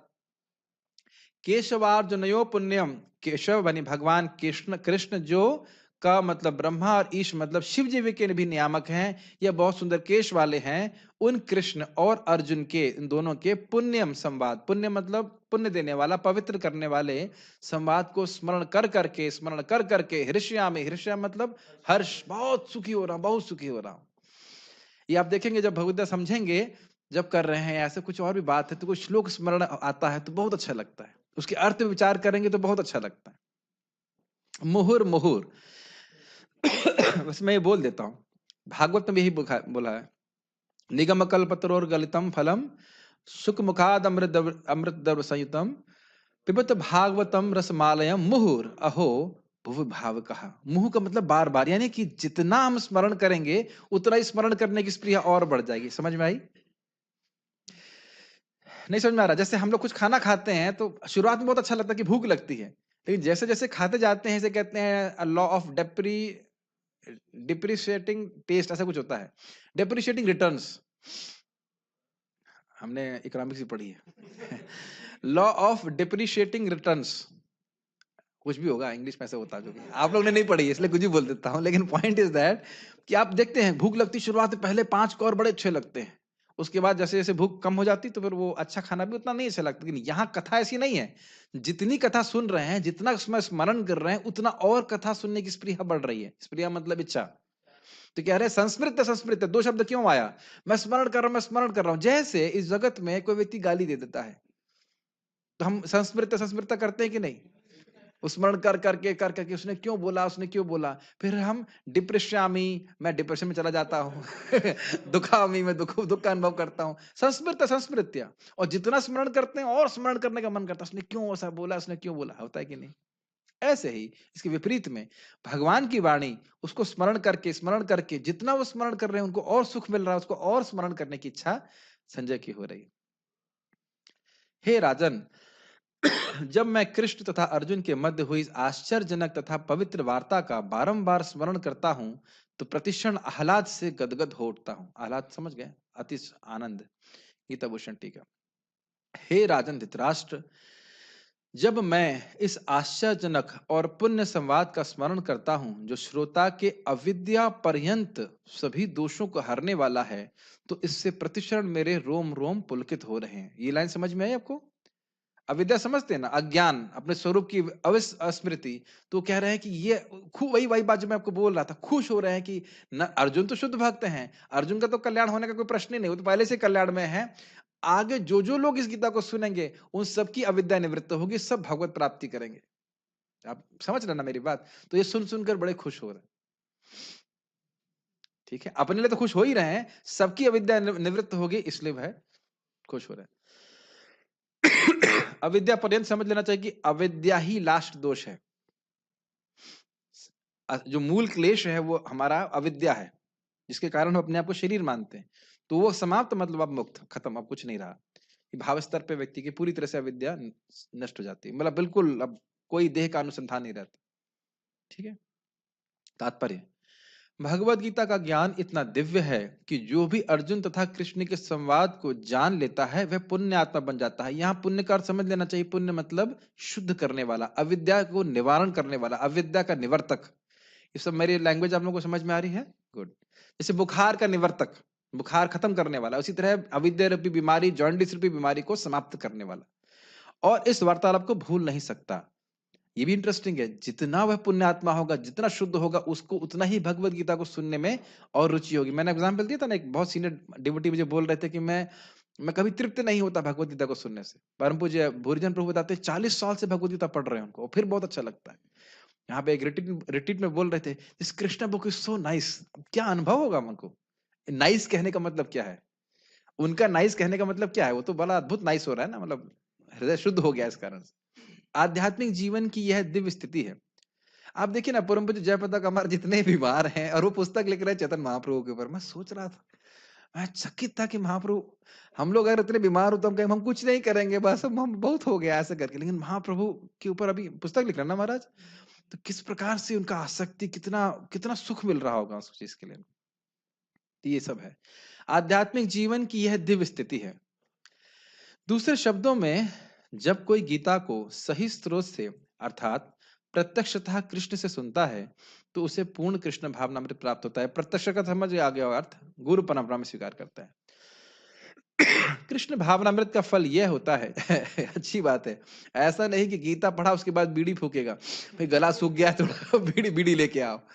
ऐसा होते हैं कथावाचक, होते हैं, कथा चल रही है, कथा किया उसके बाद थोड़ा चाय पिया। ये तो हमने आंखों से देखा था। एक जगह हम लोग गए थे, कहाँ था वो, सदार शहर में, बहुत बड़ा कैंप लग रहा था कथा का, और जस्ट कैंप के ही प्रांगण में चाय की दुकान। तो लोग चाय पी के आ रहे थे, फिर क्लास सुन रहे थे, फिर बाहर आ रहे थे, फिर चाय पी के क्लास सुन रहे थे। तो क्या परिवर्तन आ रहा है। खैर ये तो आंखों देखी बात है, साक्षात मैंने देखा है, साक्षात। कृष्ण भावनामृत का फल यह होता है कि वह अत्यधिक प्रबुद्ध होता है। प्रबुद्ध मतलब होता है बिकम्स एनलाइवेंड, उसकी चेतना शुद्ध हो जाती है, और जीवन का भोग आनंद सहित कुछ काल तक नहीं अपितु प्रत्येक क्षण करता है। इसका अर्थ समझना चाहिए। इसका मतलब क्या है, जीवन का भोग मतलब जीवन का सुख। जीवन सुख क्या है, कृष्ण की भक्ति। आपको मैंने पहले भी बताया था, जब भगवत प्रेम प्राप्त होता है तो भक्त चाहे कोई भी कार्य करे कृष्ण के संबंध में, उसको असीमित सुख प्राप्त होता है। तो यहीं पे हम यहाँ पे अनुभव संजय जी का देख रहे हैं कि गीता सुन करके भक्ति भगवान में बढ़ी हुई है, और वह भगवान के वचनों को, अर्जुन के प्रश्नों को स्मरण कर करके बहुत सुख अनुभव कर रहे हैं। ठीक है ना। एक और चीज हम बोलेंगे, मतलब उनका एक और वचन बोलेंगे, फिर देखिए वही बोल रहे हैं, तच्च संस्मृत्य संस्मृत्य तच्च संस्मृत्य संस्मृत्य रूपम अत्यद्भुतम हरेः रूपम अद्भुतं हरे विस्मयो मे महान राजन विस्मयो मे महान राजन् हृष्यामि च पुनः पुनः। हृष्यामि च पुनः पुनः। अब आप श्लोक देखिए, श्लोक बिल्कुल सिमिलर है। तच्च, तत् का मतलब है भगवान के उस सुंदर रूप को। तच्च संस्मृत्य संस्मृत्य रूपम अति अद्भुतम हरे, भगवान के उस अद्भुत रूप को देख, स्मरण कर करके विस्मयो में महान राजन, मुझे महान विस्मय हो रहा है। राजन मतलब धृतराष्ट्र। और हृष्यामि च पुनः पुनः, मुहुर मुहुर बार बार, पुनः पुनः। गुड, आप लोग सीख गए। यस, एकदम उसी तरह से बोल रहे हैं कि बहुत आनंद हो रहा है। यस, तो ना सिर्फ भगवान के और अर्जुन के संवाद को सुनकर के स्मरण हो रहा है, अभी भगवान के रूप को देख करके भी, उस रूप का स्मरण करके भी उनको बहुत वो रोमहर्षित हो रहा है। हे राजन, भगवान कृष्ण के अद्भुत रूप का स्मरण करते ही मैं अधिकाधिक आश्चर्यचकित होता हूं और पुनः पुनः हर्षित होता हूं। अब यहाँ कौन से रूप के बारे में बात कर रहे हैं, देखिए गीता भूषण टीका। तत शब्द भगवान के विश्व रूप को इंगित करता है जिसे अर्जुन को दिखाया गया था। मेरा प्रश्न है, इस समय जब संजय बोल रहे हैं तो भगवद गीता पूरी हो गई, तो उस समय भगवान कौन से रूप में है जब बोल रहे हैं। एक मिनट रुकिए, सर्वधर्मान परित्यज्य जब बोल रहे हैं तो कौन से रूप में है, द्विभुज रूप में। और यहाँ क्या कह रहे हैं, तच्च संस्मृत्य संस्मृत्य, मैं स्मरण किसका कर रहा हूं। हाँ, ये समझने वाली बात। जब भी कुछ श्लोकों में पहले भगवान ने क्या बोला, सर्वधर्मान परित्यज्य, तो कौन से रूप में है, द्विभुज रूप में। वो तो उन्होंने 12वें अध्याय से ही द्विभुज प्रकाशित कर दिया, लेकिन यहां बोल रहे हैं संस्मृत्य, वो जो उन्हें अद्भुत विश्व रूप दिखाया, वह स्मरण करके मैं हर्षित हो रहा हूं। ये आचार्यगण समझा रहे हैं। बहुत तेज हो गया, समझ में आ रहा है। तो कभी पढ़ना मत दोबारा, पीडीएफ इसीलिए भेजा है मैंने, पढ़ मत लेना दोबारा कभी, है ना। जब पढ़ लेंगे तो फिर तो समझ में आ जाएगा तो दिक्कत हो जाएगी, है कि नहीं। तात्पर्य, ऐसा प्रतीत होता है कि व्यास की कृपा से संजय ने भी अर्जुन को दिखाए गए कृष्ण के विराट रूप को देखा था। निसंदेह यह कहा जाता है कि इसके पूर्व भगवान कृष्ण ने कभी ऐसा रूप प्रकट नहीं किया था। यह केवल अर्जुन को दिखाया गया था, लेकिन उस समय कुछ महान भक्त भी उसे देख सके तथा व्यास उनमें से एक थे, और भगवान व्यासदेव की कृपा से संजय भी देख पाए। वे भगवान के परम भक्तों में से हैं और कृष्ण के शक्त्यावेश अवतार माने जाते हैं। व्यासदेव को कौन सी शक्ति प्रदान है? Literally incarnation. लिटरली का मतलब लिटरली वे में क्या होता है? शास्त्र का रचना करने के लिए। यस, व्यास ने इसे अपने शिष्य संजय के समक्ष प्रकट किया, जिन्होंने अर्जुन को प्रदर्शित किए गए कृष्ण के इस अद्भुत रूप को स्मरण रखा और वे बारंबार उसका आनंद उठा रहे थे। अब 78 तो मुझे लग रहा है कल ही कर पाएंगे, बहुत थक गए है ना, थकान आ रही ना। कल करते हैं ताकि 78 को आराम से कर सकें। कल गोवर्धन पूजा है तो काफी लंबा भी है, तो उसको आराम से हम लोग करेंगे। तो और इंटरेस्टिंग बात है, मैं देख रहा था कि जब मैं लास्ट टाइम पढ़ाया था उसकी रिकॉर्डिंग नहीं है 78 की। 78 की रिकॉर्डिंग खराब हो गई है। इसका और डिजायर ट्रिप देखा, वहां पे है ही नहीं, तो मुझे करना है, तो उसको आराम से करेंगे, कल करते हैं। तो आज आपने संजय जी का अनुभव सुना गीता को सुन करके। अब कल हम सुनेंगे संजय की क्या मति है, क्या निर्णय दे रहे हैं, तो उसको हम भगवान ने चाहा तो कल सुनेंगे। कोई प्रश्न है यहाँ पे किसी वक्त का? हरे कृष्ण प्रभु। यस। उत्तंग मुनि, कोई कह रहे हैं कि उत्तंग मुनि को भी दिखाया था, पता नहीं उत्तंग मुनि को, हाँ उत्तम मुनि को दिखाया होगा, मुझे याद नहीं आ रहा। टेलीग्राम का लिंक क्या है? अच्छा प्रश्न कर रहे हैं, गीता पूर्ण होने के बाद। ठीक है, कोई दिक्कत नहीं, रिकॉर्डिंग मिल जाएगी। केवल गीता सुनाए से पुण्यात्मा बन जाता है या फिर अनुसरण करने से? केवल गीता सुनने से पुण्यात्मा नहीं, ये इंटरेस्टिंग बात है। भगवत गीता के श्रवण मात्र से, इसमें लिखा हुआ है संवाद पुण्यम संवाद मावयो, जो संवाद को सुनने मात्र से व्यक्ति पुण्य हो जाता है, ये समझना चाहिए। और जब पुण्य हो जाएगा तो उसका अर्थ है कि वो आचरण भी सही हो जाएगा। ये बात समझ में आ रही है? भगवत गीता को श्रवण करते हैं, जब जब जब करते हैं, श्रवण करते हैं, तो उससे हृदय शुद्ध हो जाता है, तो हृदय शुद्ध होगा तो आचरण भी अपने आप शुद्ध हो जाएगा। जब गीता से सुनेगा कि भाई भोग लगाना चाहिए, तो क्या नहीं लगाएगा? हम तो देख रहे कितने लोग लगाते हैं। मैं बोलते देखो 3 तेरा देख लो, 3 तेरा, अरे तो नहीं तो तेरा तेरा हो जाएगा। तेरा 3 तेरा हो जाएगा, 3 तेरा समझते हैं ना, तुम्हारा गड़बड़ हो जाएगा। 3 तेरा देखो, नहीं तुम्हारा 3 तेरा हो जाएगा। एकदम देखते हैं, हाँ हाँ, फिर भोग लगाना शुरू कर देते हैं। तो सुनेगा तो फिर करेगा भी, isn't it? नहीं, इसमें कोई डाउट है? सुनने ही कोई नहीं मिल रहा है। सुनने को मिल जाएगा तो पक्का, ही तो सुनना नहीं चाहते भाई, सुनना नहीं चाहते, अपने अज्ञान को नष्ट नहीं करना चाहते हैं लोग। सुनेंगे तो निश्चित रूप से फायदा होगा। कह रहे हैं कि उत्तंग मुनि को विराट रूप दिखाया था, मुझे उसके बारे में जानकारी नहीं है। कुछ कुछ सुना था लेकिन अभी मुझे याद नहीं आ रहा। उत्तंग मुनि कौन है, मैं जानता नहीं। और कोई आपका कोई प्रश्न? जी, कल हाँ, के लेक्चर में और आज के लेक्चर में जैसा बता रहे थे कि सरेंडर होना चाहिए, किसी शरणागत होना चाहिए। हाँ, शरणागत होना चाहिए। कुछ लोगों के अंदर होता है, जैसे बोलते हैं कि ढक्कन उल्टा करके उल्टा रहता है। हाँ, रहता है, उनकी मेंटालिटी ही रहती है वैसे। तो क्या कर सकते हैं? तो उनको प्रीचिंग नहीं करना है। आपका प्रश्न यह है कि कुछ लोग की ऐसी मेंटालिटी रहती है कि ढक्कन बंद रहता है बोतल का, या बोतल खाली रहती है लेकिन उल्टा रहता है ग्लास, तो उनको प्रीचिंग नहीं करना है। अरे भाई, ये सिंपल सी बात है। कृष्ण हॉल में आप लोग को बहुत बार सेवा दी गई ना जूस बांटने की, तो उन्हीं ग्लास में जूस डालते हैं ना जो सीधे रहते हैं, जो खाली वाले रहते हैं उनको नहीं डालते, नहीं डालते हैं ना। हाँ, सीधा कर सके डाल सके तो ठीक है, लेकिन सीधा नहीं कर सकते तो छोड़ देना चाहिए, खत्म। उस चक्कर में जो ग्लास सीधे हैं उनको छोड़ देना क्या बुद्धिमानी है? मेरी बातें समझ में आ रही हैं? ऐसे बहुत सारे भक्त हैं, ऐसे बहुत सारे लोग हैं जो कृष्ण भावना को स्वीकार करने के लिए उत्सुक हैं। तो जो उत्सुक हैं उनको देना चाहिए, ये तो भगवान बोल ही रहे हैं। और जो उत्सुक हैं उनको बनाए रखना चाहिए, भक्ति में प्रयास करना चाहिए। ठीक है ना? प्रॉब्लम क्या होती है, लोग सरेंडर होना क्यों नहीं चाहते हैं? प्रॉब्लम क्या होती है, लोग शरणागत क्यों नहीं होना चाहते? यही तो प्रॉब्लम है। जीवात्मा का, बद्ध जीव का यही प्रॉब्लम है कि वह शरणागत नहीं होना चाहता है, जबकि उसे शरण हर जगह लेनी पड़ रही है। और ये ऐसे कह लीजिए कि शरण तो लेता है लेकिन कृष्ण की शरण नहीं लेना चाहता। किसी देवता की, किसी बाबा की, परिवार की, बच्चों की ले रहा है ना शरण, और सब धोखा भी दे रहे हैं उसको। ये भी आप देख रहे हैं, शरण जिनकी जिनकी ले रहा है वो सब धोखा भी दे रहे हैं, लेकिन कृष्ण की शरण नहीं लेना चाहता। इसे कहते हैं स्वैर आचरण, अपने मन माना आचरण करना। तो उसको धीरे धीरे, यही इसी का इलाज करने के लिए भगवत गीता है।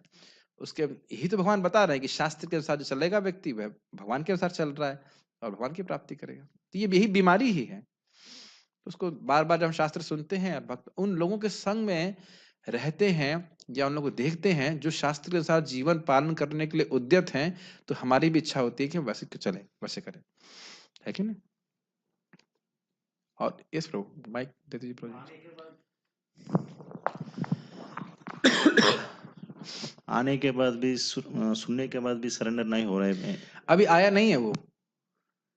आप कह रहे हो कि आने के बाद, श्रवण करने के बाद सरेंडर नहीं होता। पहले सरेंडर का अर्थ बताइए, सरेंडर का मतलब क्या समझ रहे हैं आप? सरेंडर मतलब क्या? नहीं, सरेंडर मतलब सरेंडर का मतलब क्या है? पालन नहीं कर।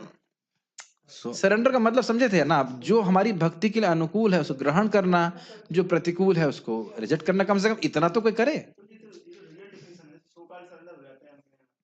सरेंडर मतलब ये तो समझ में आ रहा है ना। कोई व्यक्ति मंगल आरती जा रहा है, कोई जप कर रहा है, भगवान का प्रसाद ग्रहण कर रहा है, सेवा कर रहा है, आप ये समझते हो किसी मेरा कल्याण होगा, तो शरणागत हो रहा है।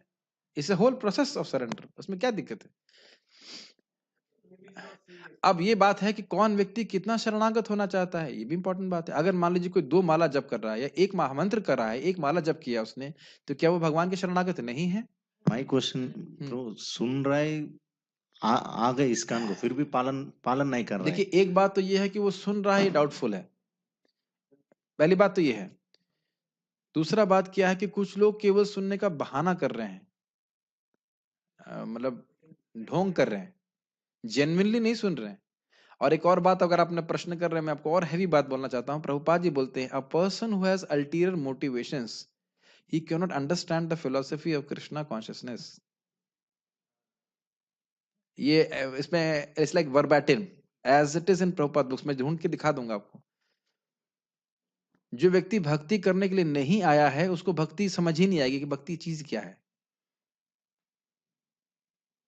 जो व्यक्ति सोच रहा है कि मैं इस्कॉन में आऊंगा, वहां पैसा है, पैसा लेके गायब हो जाऊंगा, वो गीता सुन ही नहीं रहा। मैं खुद ही उदाहरण हूँ। इस्कॉन में नहीं गड़बड़ किया हूँ, एनटीपीसी में किया हूँ। क्यों एनटीपीसी में ज्वाइन किया था? ताकि लैपटॉप का लोन चुक जाए। एक भी बात याद नहीं, क्या सिखाए वो। सुनना ही नहीं था, मुझे तो निकलना है यहाँ से। तो ठीक है, वो तो चलो कोई बात नहीं, तो कृष्ण के लिए निकले हम। लेकिन जो कृष्ण की संस्था में आकर ऐसा करेगा, वो उसको कुछ समझ में नहीं आएगा। कुछ फायदा जरूर होगा क्योंकि कुछ भगवान की भक्ति कर रहा है, लेकिन अगर उसका कुछ रहा कि मैं कुछ पैसा कमा लूं या अमेरिका चला जाऊं, वो जिंदगी भर यही सोचता रहे कि मैं अमेरिका चला जाऊं। उसे भागवत थोड़ा ना समझनी, से गीता थोड़ा ना समझनी। तो ये सब है। लेकिन अब देखिए, कौन व्यक्ति क्या इच्छा से आ रहा है, हमें कोई मतलब नहीं। हमारी क्या इच्छा है वो हमें देखना चाहिए, है कि नहीं? है कि नहीं? दुनिया में और इसीलिए तो जा रहे, नहीं तो बताइए क्या भगवान तो कोई दिक्कत नहीं दे रहे हैं कृष्ण भावना में। तो इसका मतलब ये है कि जो क्या कह रहे हैं, इसका मतलब उसका शरीर, पता नहीं क्या बोल रहे हैं, शरीर तो है लेकिन मन, उसका शरीर तो है रहा लेकिन मन चित्त से नहीं, पता नहीं क्या बोल रहे हैं, समझ नहीं आया मेरे को। पॉइंट इज दैट, देखिए हमारा मन भगवान में नहीं लग रहा है, लेकिन वह हम ऐसा नहीं कि हम भगवान में मन लगाना नहीं चाहते। मान लीजिए आलस्य का दोष है, तो ऐसा नहीं कि मैं आलसी बना रहना चाहता हूं। अगर काम का दोष है, तो ऐसा नहीं कि मैं कामी बना रहना चाहता हूं। Does it make sense? Prabhupada समझाते हैं कि भले ही व्यक्ति नियमों का पालन ना कर पाए, लेकिन उसके मन में विरोध नहीं है कि मैं नियम पालन करना ही नहीं है। आप मेरी बातें समझ रहे होंगे। या जैसे आप समझते हैं निर्जल एकादशी कर रहे हैं, लेकिन गंगा जी में स्नान कर रहे हैं, अंदर जाके पानी पी रहे हैं। समझ गया मैं क्या कह रहा हूं ना? तो अब 16 माला आपने कर ली, बताइए। मैं कर लिया 16 माला पक्का? कौन जानता है? तो आप समझ रहे हैं, sincerity of purpose and seriousness of efforts, ये 2 चीजें बहुत महत्वपूर्ण है। तो अगर ऐसे व्यक्ति करता है तो निश्चित कृष्ण की प्राप्ति करेगा। तो मैं तो इतने भक्तों को आता जाता, आया राम गया राम होते हुए देखा हूं कि अब मैं इसमें निर्लिप्त हो गया हूं। भाई मैं क्या कर सकता हूं? मेरा उद्देश्य यही है कि हम लोग को कृष्ण भावना यथावत प्रस्तुत करें। अब वो कितना ग्रहण कर पाते हैं इस जीवन में, उनके ऊपर है। समझ रहे हैं? इसीलिए आप देखेंगे कि मैं प्रवचन का लेवल नीचे नहीं रखता, कि हर व्यक्ति को भक्ति वृक्ष पढ़ाऊंगा तो मैं जिंदगी भर भक्ति वृक्ष पढ़ाता रह जाऊंगा। 2 महीने बाद फिर वो वक्त गायब हो जाएगा, फिर अगली बार फिर भक्ति वृक्ष पढ़ाओ। अब ऐसा नहीं है। भागवत पढ़ाई जाएगी, जिसको पढ़ना है वो भागवत गीता के रिकॉर्डिंग सुन लेगा। आप समझ रहे हैं ना? अपना भी आग्रह होना चाहिए। 75% वैदिक एजुकेशन में 75% शिष्य का कर्तव्य है, 25% केवल टीचर का होता है। खुद पढ़ना, उसमें विचार करना, मनन करना, साधना करना, तब व्यक्ति समझ पाता है। Make sense to you? तो don't worry about what others are doing. मतलब वरी इन द सेंस क्योंकि आप उस पर कंट्रोल नहीं, उनकी चेतना उस प्रकार की नहीं, उसकी वैल्यू नहीं समझ सकते। हमें प्रयास, मैं देख रहा हूँ जूम पे डिवोटीज क्या जप करते हैं, मतलब एटलीस्ट मैं अपनी आंखों से देख रहा हूँ, इतना उत्साह। 5:30 की मीटिंग है, 4 बजे आ जाते हैं, 4:30 बजे जाते हैं। ये दिखा रहा है कि भक्ति में उनको उत्साह है। अभी भी लोग मतलब हैं 36 devotees are there who are hearing Bhagavad Gita, is it not? तो अब उनका उत्साह है तो फिर स्वाभाविक है कृष्ण कृपा करेंगे। तो आप समझ रहे हैं ना मेरी बात? अब बाकी लोगों का उत्साह नहीं है, उसे हमें क्या मतलब? तो प्रभुपाद इसको बोलते हैं, बुरा मत मानेंगे, प्रभुपाद बोलते हैं सुअर और कुत्ते की तरह सुनना नहीं चाहिए। बोलते हैं कि मैं अपने शब्द तो नहीं बोल रहा हूँ, बोल रहा अपने मन से तो नहीं बोल रहा हूँ ना। तो जब हम जप करते हैं भक्तों के संग में रहते, really when we want to transform our heart, that is bhakti. हमारा गंदा हृदय कितना भी गंदा हो, लेकिन अपने हृदय को वाकई शुद्ध करना चाहते हैं, दैट इज द पॉइंट। ये कृष्ण देख रहे हैं, समझ रहे हैं मेरी बात? तो बाकी लोग करना चाहते नहीं करना चाहते, उसमें क्या कर सकते। और एक चीज और देखिएगा, आपको लगेगा कि कुछ नहीं हो रहा है, लेकिन अगर वो व्यक्ति कितना भी भोंदू हो, वो लगा रहा, क्योंकि गुणों के प्रभाव में है। इस कारण से अगर वो लगा रहा और मार्गदर्शन में रहा तो वो पार हो जाएगा। मेरी बात समझ में आ रही है आपको? जैसे हमारे विजय, विजय को भोंदू नहीं बोल रहा हूँ, विजय बस जस्ट न्यू। आप देखो विजय, शुरुआत में मेरी बात समझ में नहीं आती थी कि नहीं, और आज आपने पढ़ा, ये क्या बोल रहे हैं आप, कृष्ण के शिष्य हैं, और ये अभी ने पकड़ा कि नहीं, कैसे पकड़ लिया? समझ में क्यों आया? क्योंकि आप जब कर रहे हो, साधना कर रहे हो। जब हम साधना, हर व्यक्ति, हम, मुझे खुद ही समझ में नहीं आया कि मैंने पहले गीता के प्रवचन में क्या सुना, अच्छा लगा, कुछ याद नहीं क्या बोला गया। नैमिषे नैमिषारण्य में क्या बोला, पहला भागवत का श्लोक, मैं भी भोंदू ही था, सब भोंदू होते हैं। आप लोगों को समझ में आता था मैं क्या बोल रहा हूँ? कुछ समझ में नहीं आता था। लेकिन यही दिखेगा, रोज साधना करते रहिए। प्रभु जी एक नाम आप जो बोल रहे हो, कितने जन्मों के करोड़ों जन्मों के पाप नष्ट हो रहे हैं, गंदगी से अविद्या सब नष्ट हो रही है। पॉइंट है कि हम करते नहीं है। इस 16 माला को आप नियमित रूप से अच्छे से करिए, और भगवत गीता को श्रवण कीजिए, भगवान का प्रसाद ग्रहण करिए, गलत लोगों की संगति से दूर रहिए, एकदम परिवर्तन महसूस करेंगे। मैं तो बिल्कुल उसमें मतलब मान ही नहीं सकता कि ऐसा नहीं होगा। अभी वृंदावन में जहाँ पे 1000 गुना लाभ मिल रहा है, दैट मीन 3.5 साल का भजन बाहर का, और यहाँ का 1 दिन का भजन। समझ में आया? 365 डेज होते हैं ना, 1000 का 1000 गुना फायदा मिल रहा है। और फिर कार्तिक का उसमें 1000 और मिला दीजिए। अब उसमें भी कोई अगर जप ना करे, भक्ति ना करे, तो मैं क्या कह सकता हूँ बताइए? समझ रहे हैं? तो ये अपना प्रयास है। अगर हम अच्छे से प्रयास करते हैं, भगवान कृष्ण कृपा करेंगे। ऐसा हो ही नहीं सकता कि हमारा इतना कचरा हो कि हम भगवान साफ नहीं कर सकते। It is impossible, I can not accept that. अगर भक्त भगवान का नाम जप कर रहा है, he can not remain in darkness. ठीक है ना? I hope it satisfies the question. और आपका प्रसाद खाएगा तो कौन कौन कौन बच सकता है? आपका प्रसाद खाएगा तो निश्चित रूप से भक्ति बढ़ेगी। यस प्रभु, कुछ बोलना चाहते हैं प्रभु जी? बस जैसे कि मुझे 24 आवर का कीर्तन बहुत अच्छा लगता है प्रभु, तो उसमें मतलब किसी को ब्लेम नहीं कर रहा, लेकिन एक डिवोटी बहुत अच्छा गा रहे थे तो मैं उनको सुन रहा था, लेकिन वही डिवोटी लेक्चर में पूरे टाइम सो रहे थे। तो ऐसे लोग सुनना चाहिए नहीं सुनना चाहिए? हरे कृष्ण महामंत्र खुद का लगे। हरे कृष्ण मंत्र कोई भी बोला अच्छा है। कृष्ण बोलते हैं कि कोई भी व्यक्ति कभी भी कैसे भी जप किया है, मेरा नाम लिया है, तो मुझे उसका स्मरण करना चाहिए। हाँ, हमें देखना ये चाहिए कि जो लोग जप में सो रहे हैं, वो हमें सिखा रहे हैं, वो भी हमारे शिक्षा गुरु हैं, कि हमें क्या नहीं करना चाहिए। क्या नहीं करना चाहिए? जप में नहीं सोना चाहिए। क्योंकि जैसे आप उसी वक्त को देख करके निरुत्साहित हो रहे हो, ऐसे ही हमको देख करके दूसरा व्यक्ति निरुत्साहित होगा। Make sense? मान लो कोई भक्त झगड़ा कर रहा है, तो हमें क्या करना चाहिए? वो भी हमारे शिक्षा गुरु हैं, हमको ऐसे बर्ताव नहीं करना है। बहुत बार शास्त्र में आप देखेंगे वो सब नेगेटिव उदाहरण क्यों दिए जा रहे हैं? देखते हैं ना, भागवत में आएंगे, इसने इतने गड़बड़ काम किया, उसने गड़बड़ काम किया। अजामिल की कथा सुनकर क्या सोचेंगे हम? अच्छा, समझ गया मुझे क्या करना है। समझ गया ना? अजामिल ने जो विष्णु दूतों से सुन के किया, उसके बाद वो करना है, जो पहले किया वो नहीं करना है। समझ रहे ना मेरी बात? तो ये सब चीजें समझने वाली बात है। ठीक है? तो इसलिए जो it's very rare that people are conscious of what they are doing when they are doing, so don't worry about it. बहुत बहुत धन्यवाद। भगवान की कृपा रहेगी तो कल हम लोग 1 मिनट रुक जाइएगा, मीटिंग को एंड कर दूं। आप लोग से कुछ कहना है? 1 मिनट, डांट नहीं लगानी है।